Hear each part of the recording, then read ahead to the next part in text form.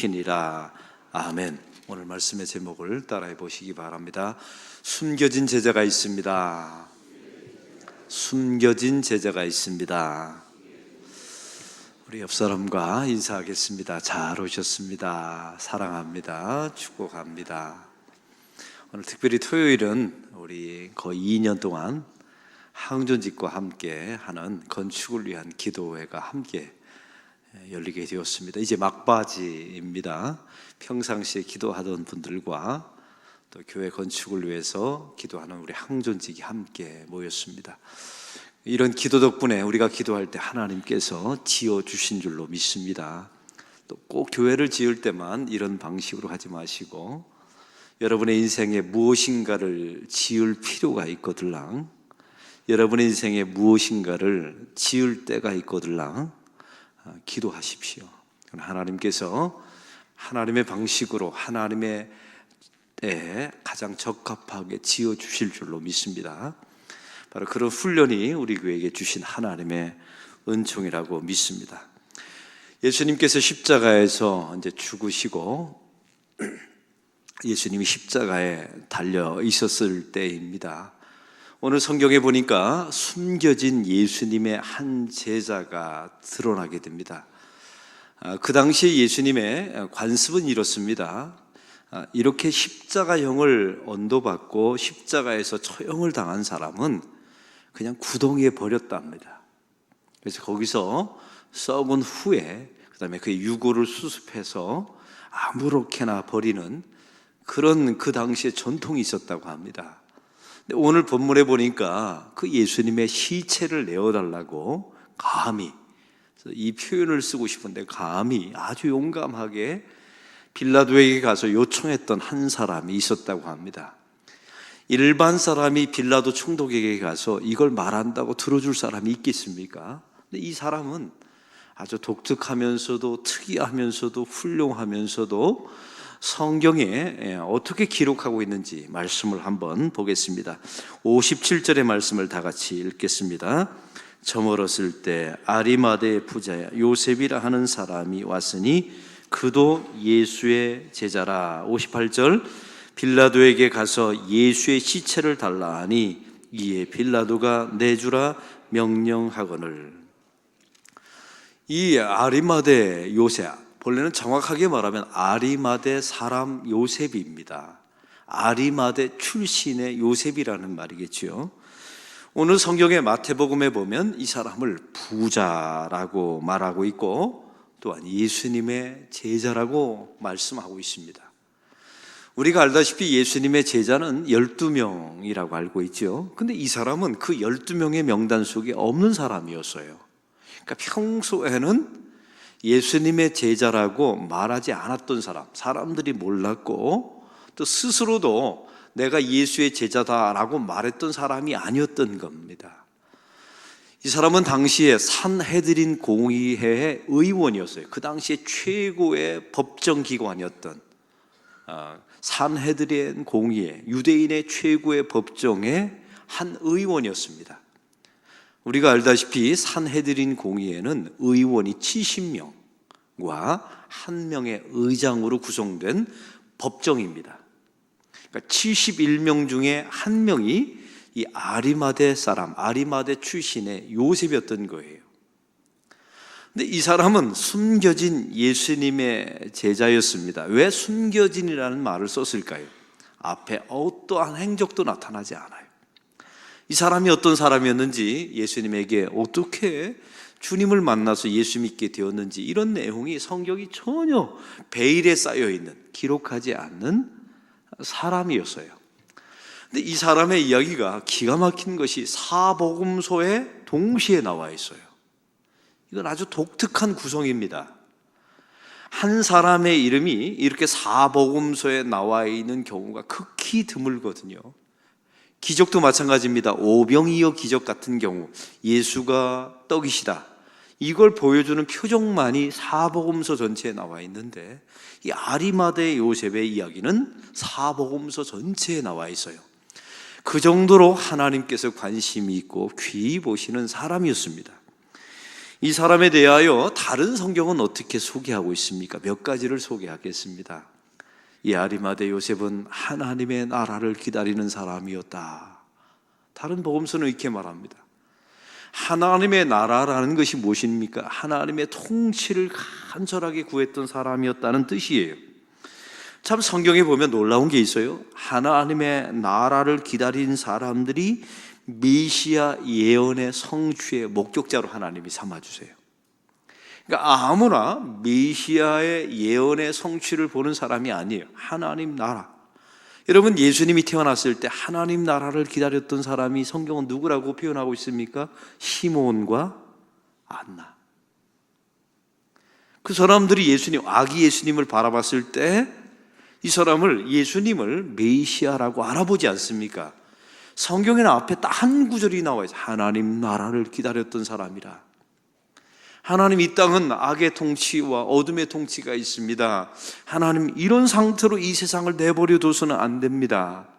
하나님께서 이 세상을 통치해 주십시오. 우리의 가정도 마찬가지입니다. 여러분의 직장도 마찬가지예요. 하나님, 지금 상태에 대한 거룩한 불만족이 있어야 돼요. 그리고 우리 주 하나님께서 나의 가정과 나의 심령과 내 직장을 다스려 주시옵소서, 지배하여 주옵소서. 이렇게 기도하고 구하는 사람에게 하나님이 메시아 예언의 성취를 목격할 수 있는 특권을 허락해 주신다는 것입니다. 할렐루야. 하나님의 통치를 구하십시오. 그러려면 거룩한 불만족이 있어야 돼요. 하나님, 이 상태로 이 세상과 나의 가정을 내버려 두지 마십시오 라고 하는 기도 말입니다. 또 한 가지, 오늘 성경은 숨겨진 제자라고 말씀하고 있어요. 여기는 특징이 있습니다. 여러분, 이걸 베드로와 이 아리마대 요셉을 비교하시면 돼요. 베드로는 사람들 앞에서 공공연하게 자기 자신을 드러냈습니다. 주는 그리스도시요 살아계신 하나님의 아들이십니다 라고 자기 자신을 드러내죠. 다른 사람은 다 부인할지라도 나만큼은 부인하지 않겠습니다 라고 말했던 첫 번째 수속제자였어요. 근데 이 베드로가 자기 자신을 드러낼 때 상황은 무엇입니까? 이걸 드러내고 말하면 나에게 이익이 올 때였어요. 근데 아리마대 요셉을 보세요. 이 사람은 지금까지 베일에 쌓여있고 이 사람이 예수님의 제자인지가 드러나지 않은 사람이었어요. 근데 이 사람이 커밍아웃을 합니다. 예수님의 시체를 내어달라. 여러분, 이것은 이 당시에 잘못하면 처형당할 수 있는 조건이에요. 그리고 공공연하게 내가 예수의 제자다라는 것을 드러내게 된 거죠. 근데 이걸 드러내면 아리마대 요셉은 손해를 볼 수밖에 없는 상황이었어요. 심각하게 말하면 목숨을 잃을 수도 있는 상황이었단 말이에요. 근데 이런 사람이었어요. 이제 성경은 우리에게 묻고 있는 겁니다. 저와 여러분은 이익이 있을 때 자기 자신이 직분자임을 드러내는 사람이냐, 아니면 손해볼 때 자기 자신이 직분자임을 드러내는 사람이냐. 여러분, 그래서 예수를 잘 믿는 사람들은 직장에 취직하거나 출근하거나 새로운 곳에 가면 제일 먼저 내가 교회 다니는 사람이라고 말해야 합니다. 아리마대 요셉처럼 내가 예수를 믿는 목사고 장로라고, 내가 교회 다니는 권사라고 말해야 돼요. 여러분, 이게 쉽지 않습니다. 아시잖아요. 그 치열한 경쟁사회 속에서 이득을 봐야 되고, 그 치열하게 살아가는 세상 속에서 분명히 그 얘기하면 손해보거든요.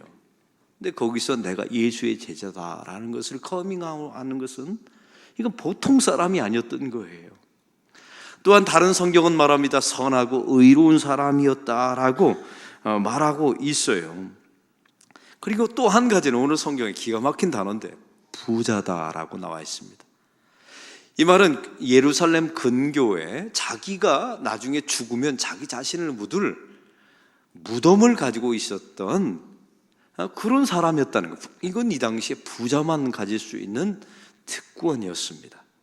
근데 이런 부자가 자기 자신을 위해서 쓰여질 무덤을 예수님을 위해서 내어줍니다. 이제 여러분에게 묻습니다. 부자면 다 이렇게 하나요? 여러분, 부자라고 다 그렇게 하는 게 아니에요. 이 사람은 아주 독특한, 그러니까 성경이 사복음서 전체에 기록될 만큼 독특한 사람이었어요. 저는 소망교회에서 목회할 때, 여러분은 고소형 교회라고 해서 세상 사람들이 비난을 많이 받았던 교회 중에 하나가 이제 소망교회였잖아요. 제가 거기서 부목사를 하는데 저도 편견을 가졌어요. 저는 시골 출신이고 가난했었기 때문에 세상의 부자는 다 불의한 사람만 부자가 되는 줄 알았어요. 정상적인 방법으로 돈을 버는 법은 없고 다 불의한 방법으로 돈을 벌어서 이 사악한 사람들이 부자인 줄 알았어요. 그 모든 편견이 다 깨졌어요, 사실은. 제가 그 교회에서 목회할 때 참 너무나 약올르고 이제 거룩한 약올림이에요. 너무나 거룩하게 부러운 게 있었어요. 뭐냐면 예수를 너무 잘 믿어요. 착해요. 선해요. 구김살도 없어요. 성령 체험도 했어요. 근데 거기다가 부자예요. 야, 이런 사람들이 너무 많은 거예요.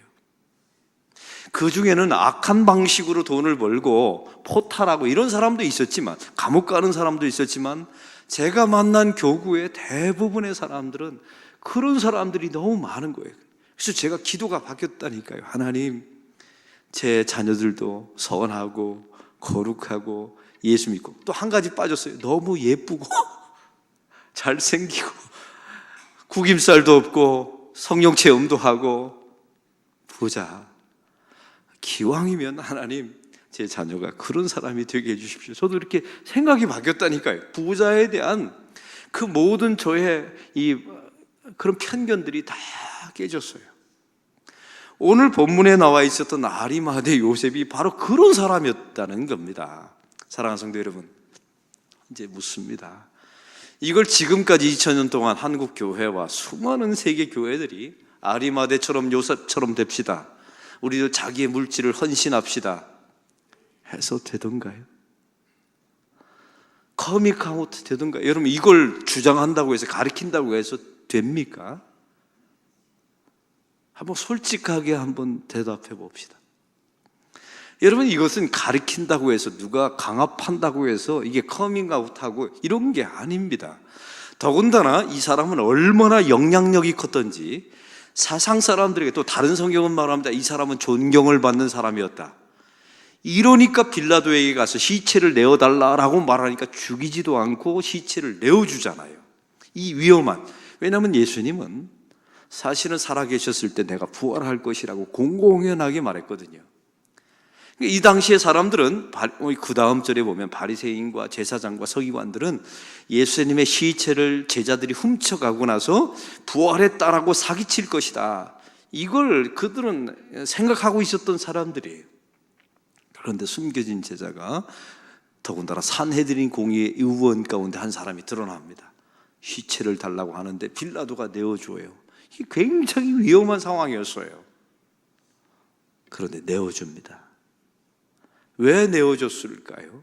어떤 사람은 그래요. 하나님의 섭리와 그러기도 하지만, 하나님께서 이때를 위하여 아리마대 요셉이라고 하는 거룩하고 선하고 존경받고 부자이며 산헤드린 공회 의원이었던 이 사람을 준비시켜 주셨던 거예요. 할렐루야. 한번 따라해 보고 싶다. 이때를 위함이 아닌지. 사람은 항상 이런 소명이 의식이 있어야 돼요. 여러분, 아리마대 요셉의 마음속에 자기의 모든 것을 걸어야 되고, 이 위험에서 커밍아웃하는 그 절대적인 그의 신앙의 동기가 무엇이었겠습니까? 첫째는 자기가 가지고 있는 이 모든 부자, 무덤을 가지고 있어요. 그리고 어떻게 보니까 하나님의 은총인지 산헤드린 공회의 법정의 의원이 되어 있어요. 그의 신앙의 고백 가운데 이때를 위함이 아닌지, 이런 신앙의 고백이 있었죠. 또 한 가지는 이 아리마대 요셉이 시킨다고, 이게 강압한다고 이 문제가 해결되는 게 아니에요. 됩시다. 2000년 동안 설교한다고 될 문제가 아니라니까요, 여러분. 제가 오늘 여러분에게 아리마대처럼 요셉처럼 됩시다, 제가 솔직하게 말해볼까요? 이렇게 한다고 해서 이 자리에 아리마대 요셉으로 다시 커밍아웃 사람들 그렇게 드뭅니다. 그러면 오늘 성경은 이 아리마대 요셉이라는 사람에 대해서 어떻게 베일에 쌓여 있어요? 그 외의 행적도 나타나지 않아요. 이게 끝입니다. 아리마대 요셉은 예수의 인생에 무덤 이후에 딱 한 번 등장하고 끝나는 사람이에요. 그런데 우리에게 주는 몇 가지 사인이 있었어요. 그게 바로 아리마대 사람 요셉이라는 의미입니다. 한번 따라해 봅시다. 아리마대 출신. 여러분, 이 아리마대라고 하는 곳은 사무엘 선지자의 고향이었어요. 그러니까 성경은 이 중요한 사람을 사복음서 전체에 기록할 때 이 사람은 사무엘과 고향이 같은 사람이었다라는 것을 계속 반복해서 기록합니다. 이게 성경이 우리에게 주는 힌트예요. 한번 따라해 봅시다. 아리마대 요셉은 사무엘과 고향이 같은 사람이었다. 여러분, 성경 안에 보면 이것은 우리에게 주는 메시지가 있어요. 이 사무엘이 어떤 사람인가를 보면 이 아리마대 요셉이 어떤 사람이었을 것이고 무슨 은혜를 받은 사람인가를 알 수가 있어요. 사무엘은 누구입니까? 두 가지가 있어요. 가장 중요한 사무엘의 행제를 보면 첫 번째는 사무엘은 그 어머니 한나의 기도 가운데 태어난 아들이었어요. 한나가 자녀가 없었지 않습니까?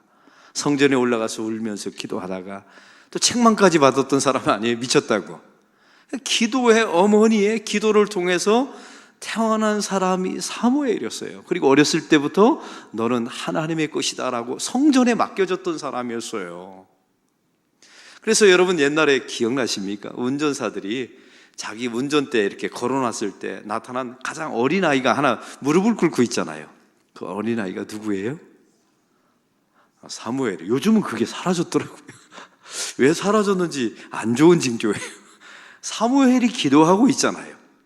다시 말하면 이 아리마대 요셉은 누가 시킨다고 강압한다고 해서 자기가 커밍아웃하고 숨겨진 제자가 드러나는, 이 손해보는 상황에서 드러나는 제자가 아니었던 거예요.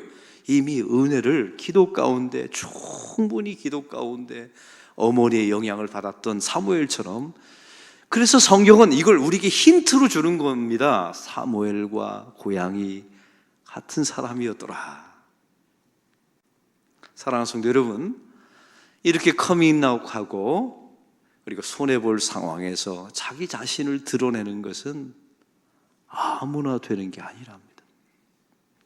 기도하는 사람, 기도를 통하여 주의 은혜를 아는 사람만큼 그 자기가 은혜를 경험하고 기도한 것만큼 커밍아웃 할 수 있다는 거예요. 여러분, 왜 동성애자들만 커밍아웃 합니까? 왜 예수 믿는 사람은 커밍아웃을 못해요? 그 거룩한 직분, 거룩한 자기 존재를 말이죠. 또한 두 번째 힌트가 있습니다. 이 사무엘은 가장 중요한 역할을 합니다. 이스라엘의 초대 왕이었던 사울에게 기름을 부어요.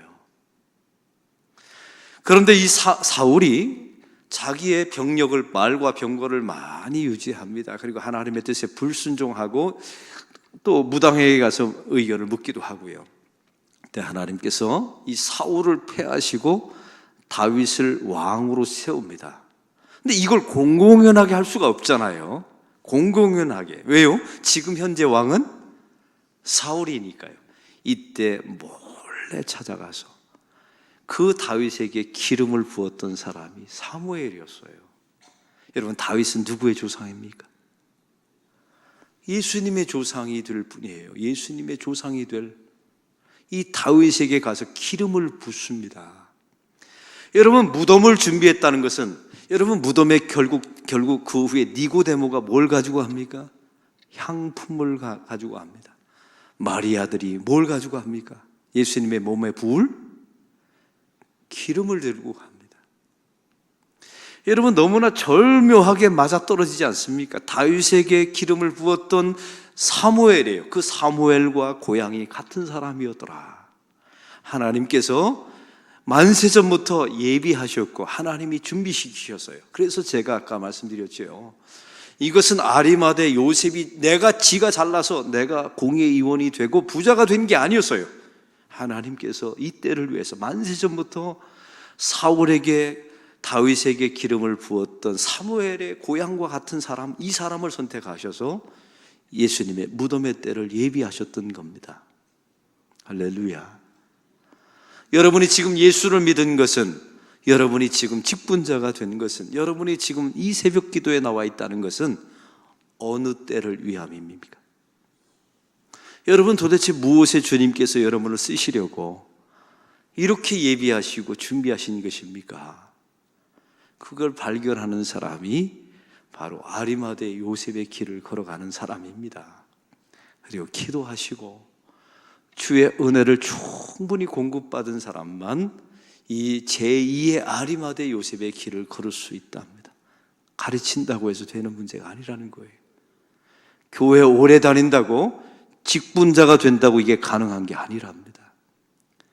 사무엘과 고향이 같은 사람이라 이 사람은 기도하는 사람이었고, 다윗에게 기름을 부었던 사무엘처럼 만세전부터 이 때를 위해서 주의 마지막 무덤을 준비했던 그런 주의 예비된 사람이었노라. 주께서 말씀하고 있습니다. 이런 길을 잘 걸어가는 저와 여러분이 되기를 축원합니다.